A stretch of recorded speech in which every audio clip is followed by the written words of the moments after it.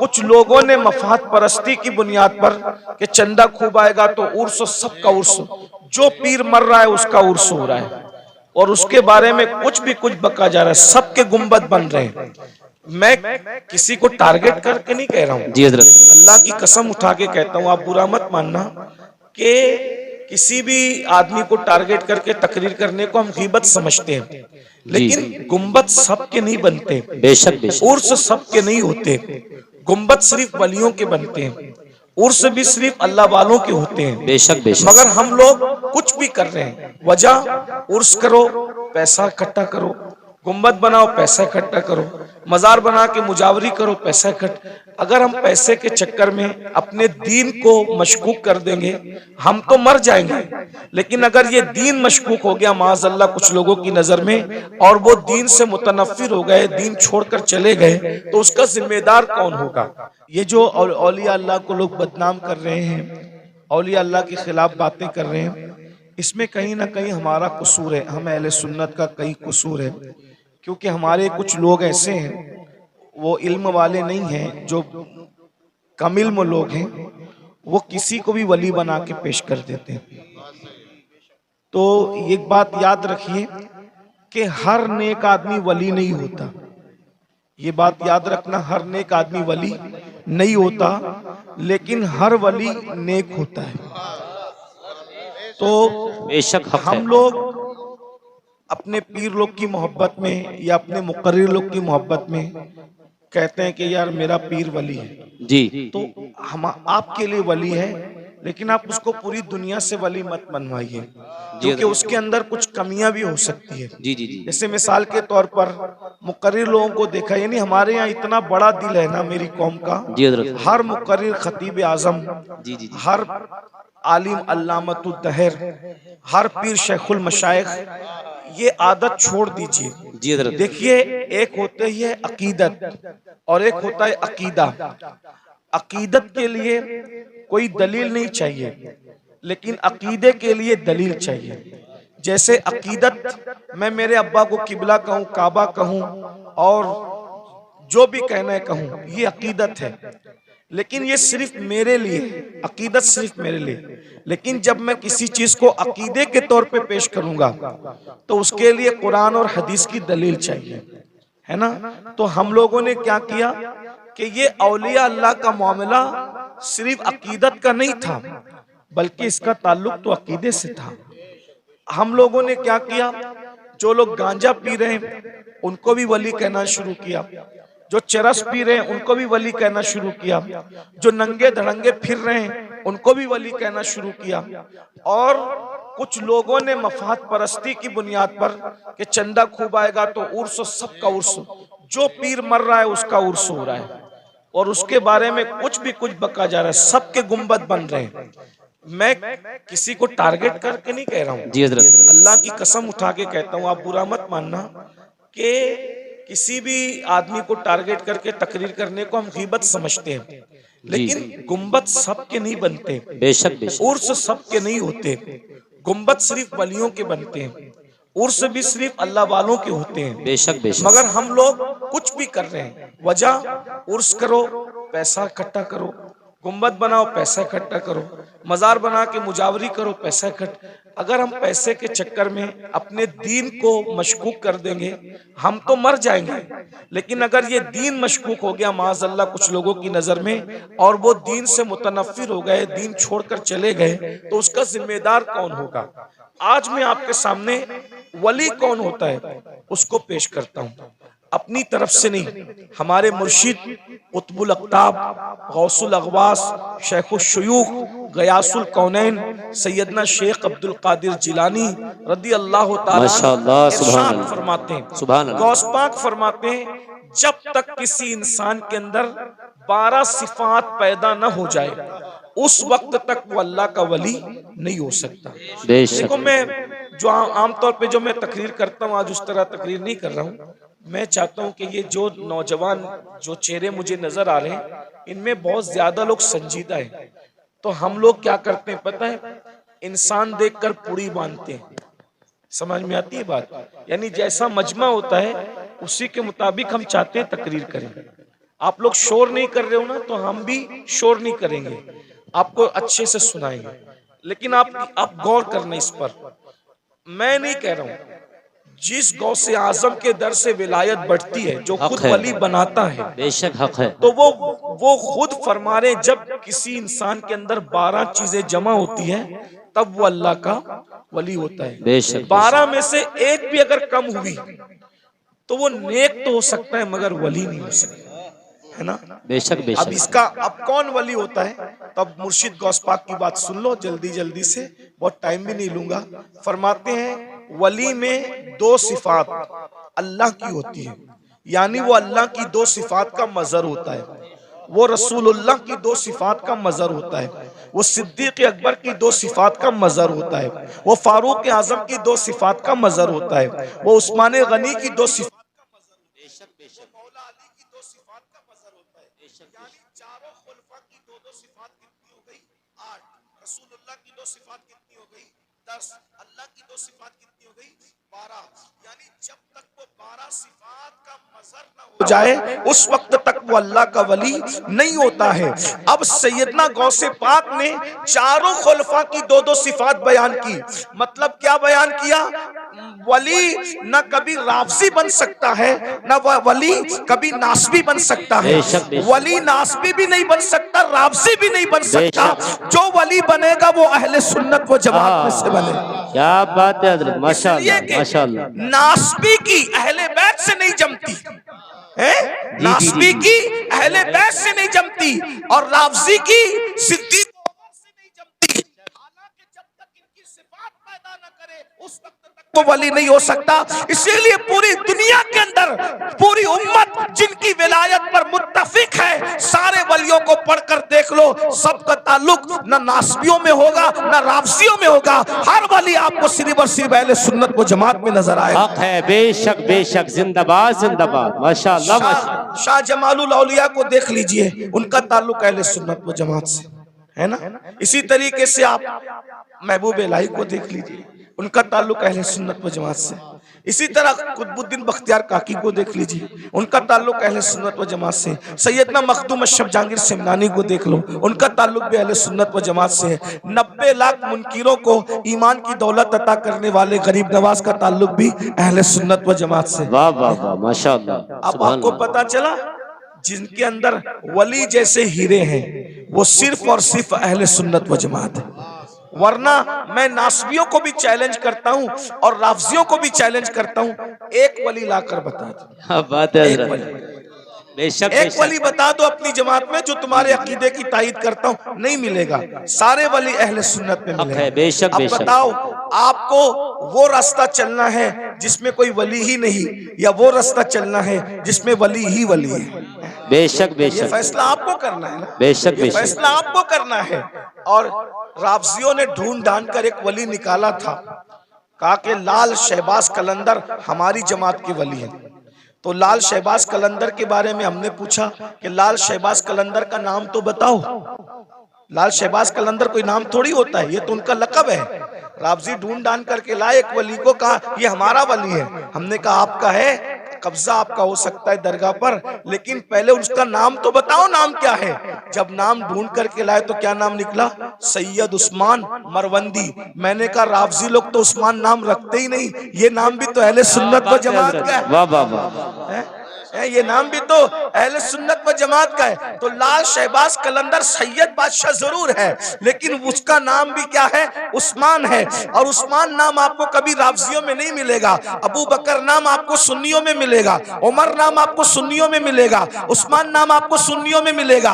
अब आपको इतना पता चल गया, राफजी ये नाम नहीं रखते। लेकिन एक बात मैं आपको बता दूं, अब सुन्नी कौन कौन? तो अल्लाह अकबर, हम मौला अली के घर में देखते हैं तो वहां पर अबू बकर नाम का बेटा भी मिल रहा है, उमर नाम का बेटा भी मिल रहा है, उस्मान नाम का बेटा भी मिल रहा है। अल्लाह अकबर, अंदाजा फरमाए। तो इसलिए वो रास्ता इख्तियार करो जिस रास्ते पे मौला अली थे, वो रास्ता इख्तियार करो जिस रास्ते पे इमाम हसन थे, वो रास्ता इख्तियार करो जिस पर इमाम हुसैन थे। अब वो 12 सिफात कौन सी है उसको सुन लीजिए। 2 सिफात, अल्लाह की 2 सिफात का मजहर होता है। अल्लाह की 2 सिफात क्या है? सिफत सत्तारी और सिफत गफ्फारी। सिफतें सत्तारी सत्तारी और सिफतें गफारी। यानी जो वली होगा सत्तारी सिफत का मजहर होगा। सत्तार किसको कहते हैं? ऐब छुपाने वाला। यानी जो वली लोग होते हैं ना, वो लोगों के ऐब जाहिर नहीं करते, वो लोगों के ऐबों पे पर्दे डालते हैं। जी जी अब आप इसमें चेक कर लीजिए कितने रदी अल्लाह और कितने रहमतुल्लाह अलैह बाहर निकल रहे हैं। देखिए जी जी जी जी, क्या बात है हजरत। जी जी जी गौर जी। कीजिए ना। इसलिए कि हाथ में तस्बीह और बगल में मुसल्ला, इससे वली नहीं बनता, अल्लाह की शान सत्तारी का मजहर बनता है। यानी वो किसी का ऐब खोलता नहीं है। इसीलिए आप देख लें, वली लोग कभी आपको किसी की गीबत करते नहीं मिले। बेशक बेशक। वली लोग कभी किसी के ऐब से, वो ऐब पे पर्दे डालते हैं। कैसे पर्दे डालते हैं उसकी एक मिसाल बताऊं आपको। देखिए कैसे पर्दे डालते हैं। एक बहुत बड़े वली हैं हजरत हातिम असम। अल्लामा अब्दुल रहमान जामी रहमतुल्लाह अलैह ने अपनी किताब नफातुल उन्स में ये वाकया लिखा। आप भी वली बन सकते हो, विलायत का दरवाजा बंद नहीं हुआ, वली आप भी बन सकते हो। 12 सिफात सुन लो, अपने अंदर पैदा करो, कोशिश करो। अल्लाह पाक की बारगाह में फैजान बंद नहीं होता, बल्कि वो तो ये फरमाता है जो मेरी तरफ चल कर आता है मेरी रहमत उसकी तरफ दौड़ कर जाती है। कोशिश करो ना। अल्लाह फरमाता है जो हमारी राह में कोशिश करते, वल्लदीना जाहदू फीना लनहदियन्नहुम सुबुलना, जो हमारी राह में कोशिश करते हैं हम उसके लिए रास्ते पैदा कर देते हैं। और सैयदना इमाम जाफर सादिक अला जद्दी वाले सलाम फरमाते हैं अल्लाह तक पहुंचने के इतने ज्यादा रास्ते हैं, जमीन पर जितने बिखरे हुए जर्रात हैं उससे ज्यादा अल्लाह तक पहुंचने के रास्ते मौजूद हैं। बेशक बेशक जिंदाबाद। कोशिश करो अल्लाह तक पहुंचने की, कोई मुश्किल नहीं है, बल्कि अल्लाह तक पहुंचना बहुत आसान है। विलायत का निसाब बहुत आसान है। बेशक तो बेशक। हातिम असम के बारे में अल्लामा जामी लिखते हैं, हातिम असम, असम अरबी जबान में बहरे को कहते हैं, बहरा। इन्होंने अपना लकब क्या रखा था? हातिम बहरा। कोई बहरा भी हो उसको बहरा बोलो तो बुरा लगता है कि नहीं लगता? जी जी जी। लेकिन हजरत हातिम बहरे नहीं थे, अपने आप को बहरा कहलवाते थे। वजह, कितनी खूबसूरत वजह, उसको सुनो आपको मजा आएगा। एक बूढ़ी औरत, बुढ़ी हातिम असम से मसला पूछने आई। उनको उस वक्त तक असम नहीं कहते थे, हातिम कहते थे। तो हजरत हातिम के पास मसला पूछने आई। उसके पेट में कुछ गड़बड़ थी, तकलीफ थी। तो अब तकलीफ की वजह से उसके पेट की जो है वो गैस खारिज हो रही थी। तो उसने सोचा कि इतने बड़े बुजुर्ग हैं, यहाँ ऐसा हो जाए तो अच्छी बात नहीं। इत्तेफाक से उसने बहुत रोकने की कोशिश की, मगर बुढ़ापे में इंसान के आज़ा कमजोर हो जाते हैं। बहुत रोकने की कोशिश की मगर रोक नहीं पाई, और हजरत हातिम असम के सामने उसकी गैस खारिज हो गई। गैस खारिज हो गई तो हवा भी यानी कि आवाज भी निकली। तो वो शर्मा गई, वो बूढ़ी औरत, इतने बड़े बुजुर्ग के सामने ये क्या हो गया हादसा। तो हजरत हातिम ने सोचा कि ये शर्मा गई, मेरे नबी की उम्मत की ये औरत शर्मा गई। तो आपने कान पे हाथ रख के कहा, बड़ी अम्मा जरा जोर से बोलो तुम क्या कहना चाहती हो। तो उसने बोला, उसने जब बोला तो आपने कहा जरा और जोर से बोलो। तो उसने फिर बोला और जरा जोर से बोलो। उसने और जोर से बोला। अब वो शर्मिंदगी उसकी खत्म हो गई और वो बुढ़िया खुश हो गई कि जो मेरे मुंह की आवाज नहीं सुन सकता वो हवा की आवाज कैसे सुन सकता है। और आप पूरी जिंदगी बहरे बन करके गुजारते थे। लोगों ने पूछा आप बहरे नहीं हो, लेकिन बहरे बन के क्यों जिंदगी गुजार रहे हो? फरमाया मुझे बहरा कहलाना आसान है, लेकिन नबी की उम्मती में से किसी को शर्मिंदा करना मुझे पसंद नहीं है। अकबर अल्लाह, क्या बात है। एक औरत की शर्मिंदगी के खात्मे के लिए पूरी जिंदगी बहरा बन करके गुजार दिया, ये हजरत हातिम असम है। और आज हम लोग नमाज भी पढ़ रहे हैं, रोजा भी रख रहे हैं, तहज्जुद भी पढ़ रहे हैं, लेकिन लोगों के ऐब भी खोल रहे हैं। तो आप ऐब खोल के क्या है? वली नहीं बन सकते, अल्लाह के दोस्त नहीं बन सकते। अगर वली बनना है लोगों के ऐब पे पर्दे डालना सीखो, शान सत्तारी का मजहर बनो, किसी के ऐब न खोलो। आजकल तो हम जहां बैठते हैं ऐब खोलते हैं। अल्लाह के रसूल अलैहिस्सलाम फरमाते हैं तुम जब तक लोगों के ऐब खोलते रहोगे, तुम लोगों के ऐब अपनी हैसियत के मुताबिक खोलोगे, अल्लाह तुम्हारे ऐब अपनी शान के मुताबिक खोलेगा। अल्लाह तुम्हें जलील कर देगा। और अगर तुमने लोगों के ऐबों पे पर्दे डाले, तुम लोगों के ऐब पे पर्दे डालोगे, अल्लाह तुम्हारे ऐब पे पर्दे डालेगा। आज मुसलमान लोगों के ऐब पे पर्दे नहीं डालते, बल्कि आज औरतें, माएं और बहनें मौजूद हैं, किसी की बेटी को रिश्ता हो रहा है तो उसमें लोग ज्यादा तेल पानी डाल करके वो रिश्ता तोड़ देते हैं। किसी के बेटे का रिश्ता हो रहा है वो रिश्ता तोड़ देते हैं। ऐप पे पर्दे डालने की बजाय लोग ऐप जोई करते हैं। तो दो सिफत, नंबर दो सिफत गफ्फारी। गफ्फार कहते हैं माफ करने वाले को। सिफत गफ्फारी का मजर होता है, यानी जो वली होगा वो अपनी जात के लिए कभी झगड़ा नहीं करेगा। वली अपनी जात के लिए कभी झगड़ा नहीं करेगा, क्योंकि जात के लिए झगड़ा करना ये कुत्तों का काम है। जात के लिए झगड़ा करना कुत्तों का काम है। अपनी जात के लिए वली कभी नहीं लड़ता। अब आपसे पूछता हूं, आज हम अपनी जातियात के लिए कितना लड़ते हैं? कितना लड़ते हैं? बाइक टकरा गई, झगड़ा हो गया। पानी मुझे पहले नहीं दिया, झगड़ा हो गया। शादी में खाना खाने मुझे पहले नहीं बिठाया, झगड़ा हो गया। बोलो आज हम अपनी जात के लिए लड़ रहे हैं, इसका मतलब हम अल्लाह के वली कब बनेंगे? जात के लिए जो लड़े वो कुत्ते की सिफत रखता है, वो वली की सिफत नहीं रखता। अब आप देख लीजिए कितने लोग हैं जो जात के लिए लड़ते फिरते हैं। अल्लाह अकबर। एक वाक्य इस पर भी सुन लें कि एक बुजुर्ग के पास एक मुरीद आया और वो मुरीद आकर के कहता है, हजरत आप मुझे इस्म आजम सिखा दें। अगर आपने मुझे इस्म आजम सिखा दिया तो मैं उस इस्म आजम के जरिए से बहुत काम लूंगा। इस्म आजम क्या है उसको सुन लें। इस्म आजम कहते हैं उस अल्लाह के उस नाम को अगर मुर्दे पे पढ़ दो तो मुर्दा जिंदा हो जाए, जिंदे को पढ़ के घूर दो तो जिंदा मर जाए। इस्म आजम की बड़ी बरकत है। फरिश्ते पढ़ते पढ़ते पलक के झपकते आसमान पे जाते हैं और आसमान से जमीन पे आते हैं। तो चूंकि इस्म आजम बहुत बड़ी चीज है, सूफिया ने इसको छुपा रखा है, अल्लाह ने भी इसको छुपा रखा है। ये सबको नहीं बताया जाता, जो उसका हकदार होता है उसी के दिल पर इल्का किया जाता है। तो मुरीद अपने पीर से कहता है इस्म आजम सिखा दे। पीर साहब वाकई पीर साहब थे। उन्होंने कहा बेटा सुबह से शाम तक तुम बाजार में जाकर के बैठो, इंशाअल्लाह शाम को देखेंगे तुम्हें इस्म आजम सिखाना है कि नहीं सिखाना है। वो सुबह से शाम तक बाजार में बैठे तो क्या देखा, बाजार में बहुत करप्शन हो रहा है, खूब जुल्म हो रहा है, कोई किसी का पुरसान हाल नहीं है। सुबह से लेके शाम तक एक दूसरे पे जुल्म हो रहा है। वो बार बार हाथ मारते थे अपनी रान पर, मुर्शिद ने अच्छा नहीं किया, पीर साहब ने अच्छा नहीं किया, काश के मुझे इसमें आजम सिखा देते तो अभी ये जुल्म करने वालों को घूर देता, मार डालता, तबाह कर देता, बर्बाद कर देता। सुबह से शाम तक यही होता रहा। लेकिन शाम के वक्त जो है बहुत खतरनाक मंजर देखा।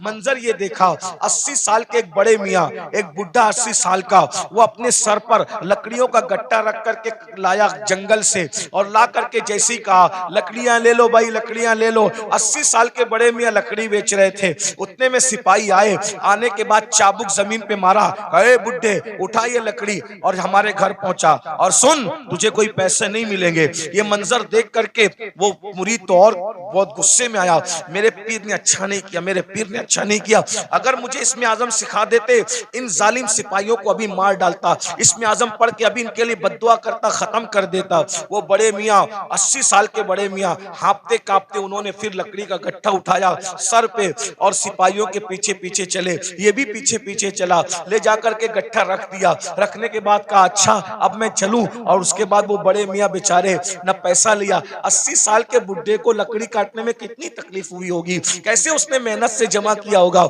लेकिन हाय रे जुल्म, अल्लाह अकबर, बहुत लकड़ी पहुंचा करके बिना मजदूरी लिए हुए, बिना रकम लिए हुए उन्होंने टरका दिया, वो चले गए। और उसके बाद ये तो गुस्से में कांप रहा था, मुर्शिद ने अच्छा नहीं किया। अगर अभी मुझे इसमें आजम मालूम होता, इन जालिमों को, इन गुंडों को इसमें आजम पढ़ करके कत्ल कर देता। जैसे मुर्शिद की खानका में पहुंचे, कहा हजरत आपने सिखा दिया होता, बाजार में क्या गंदगी है, क्या जुल्म है, क्या जाती है। और शाम का वाकया तो बड़ा बदतरीन है हजरत, बड़ा इबरतनाक है। पूरा वाकया उस 80 साल के बड़े मियाँ का बयान किया तो पीर साहब सुन के हंसने लगे। हजरत मैं 80 साल के बुढ़े पे जुल्म बयान कर रहा हूँ और आप हंसते हैं। फरमाया वो जो 80 साल का बुढ़ा तू जिसको कह रहा है वो कौन है, तुझे मालूम है?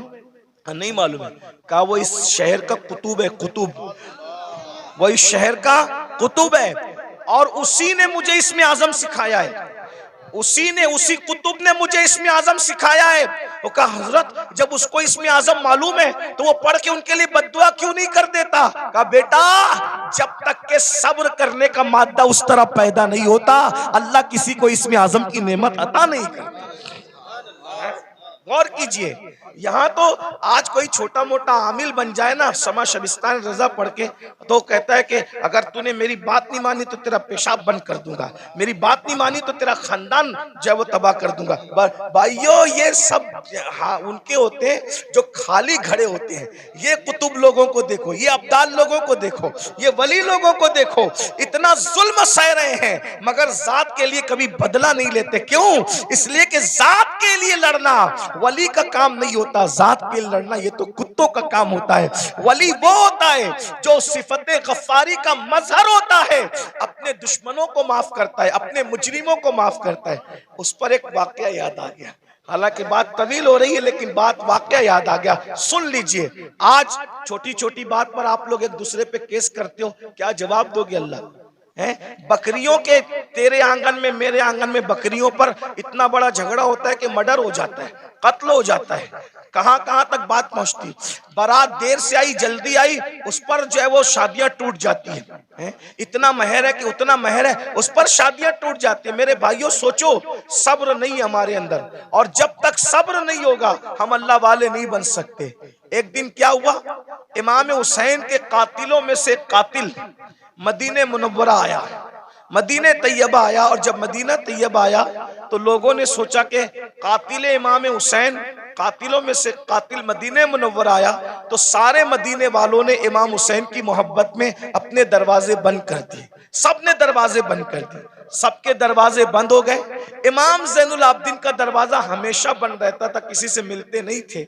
लेकिन जब उनको किसी ने इत्तला दी, हजरत हजरत करबला में का एक शख्स जो आपके बाबा का कातिल है वो मदीने मुनव्वर आया, और सबने अपना दरवाजा बंद कर दिया। इमाम ने अपना दरवाजा खोल दिया, कहा उसको बुला कर लाओ।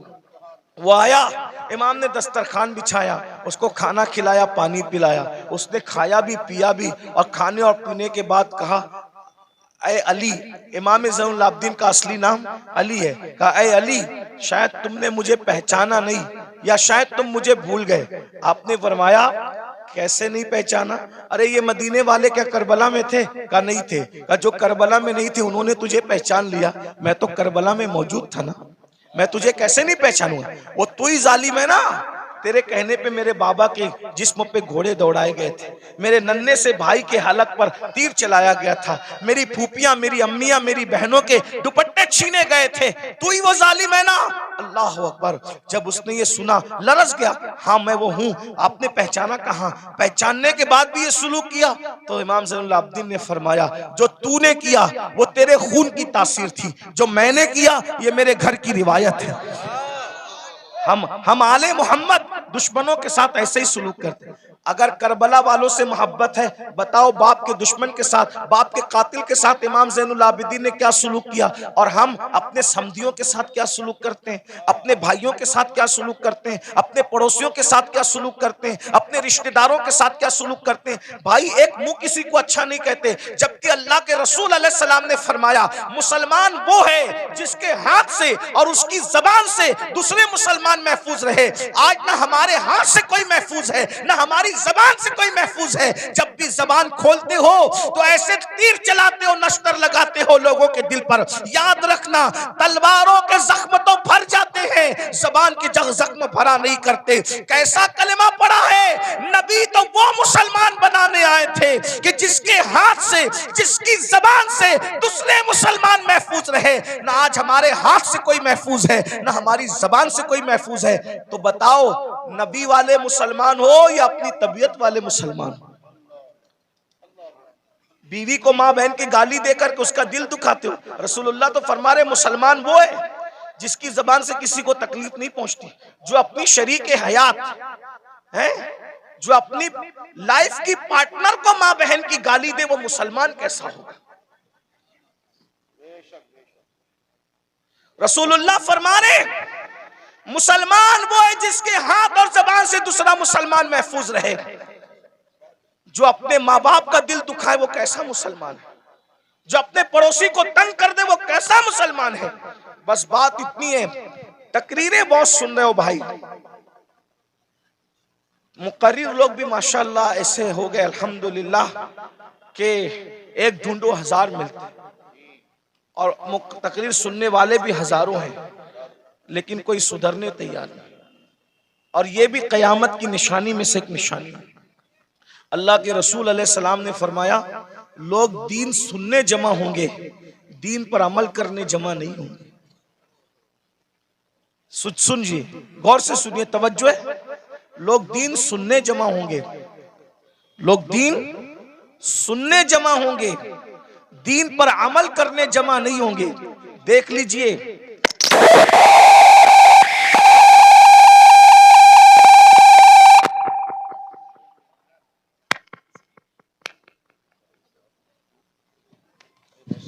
किसी की बच्ची मदरसे में रह गई है, वो रो रही है, उसके माँ बाप जहाँ भी हैं वो अपने बच्चे को जाकर के ले लें। वो रो रही है, छोटी सी बच्ची।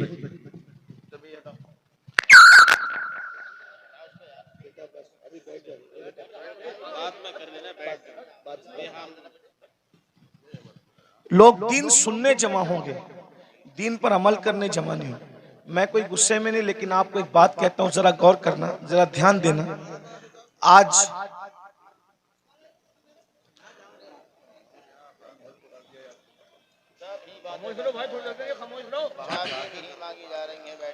दुरूशी पढ़ने आप लोग सल्लल्लाहु अलैहि वसल्लम, सलातु व सलाम अलैका या रसूल अल्लाह सल्लल्लाहु अलैहि वसल्लम। लोग दीन सुनने जमा होंगे, कयामत की निशानियों में से एक निशानी है, दीन पर अमल करने जमा नहीं होंगे। अभी देखिए, सुबह का वक्त है, कारोबार का वक्त है, संडे भी नहीं है, आज संडे नहीं है ना, वर्किंग डे है ना। लेकिन आपको मैं सलाम करता हूँ, आप लोग आराम छोड़ के, नींद छोड़ के, दुकान छोड़ के, कारोबार छोड़ के आए, क्या सुनने के लिए? दीन सुनने के लिए। लेकिन अगर इनमें किसी को कहा जाए कि वादा करो कि आज के बाद तुम नमाज नहीं छोड़ोगे, तो हाथ नहीं उठेंगे लोगों के। और अगर हाथ उठ भी गए तो वो आज ही जोहर से पहले वादा किया, लेकिन जोहर में नहीं पहुंचेगा। ये हंसने की बात नहीं, ये दुख की बात है। ये यानी कि माज़ अल्लाह कहीं ना कहीं जलसा करना जो वो एक रस्म बन गया, कहीं बिजनेस बन गया, कहीं शो बन गया, ये हालात हो गए। हम अल्लाह को मुंह क्या दिखाएं? अल्लाह को मुंह दिखाना है भाई। अगर जज के सामने कल तारीख हो ना, तो बड़े बड़े लीडरों को रात को नींद नहीं आती कि सुबह अदालत में खड़े होना है जज के सामने। हालांकि दुनिया का जज रिश्वत लेकर भी फैसला बदल सकता है, दुनिया का जज मुंह देखकर फैसला कर सकता है, दुनिया का जज चेहरा देखकर फैसला कर सकता है, लेकिन वो आदिल जिसकी बारगाह में अंबिया भी कांपेंगे, जिसकी बारगाह में अंबिया उसके महबूब भी नफसी नफसी पुकारेंगे, जिसकी बारगाह में फरिश्ते भी कांपेंगे, थर थर कांपेंगे।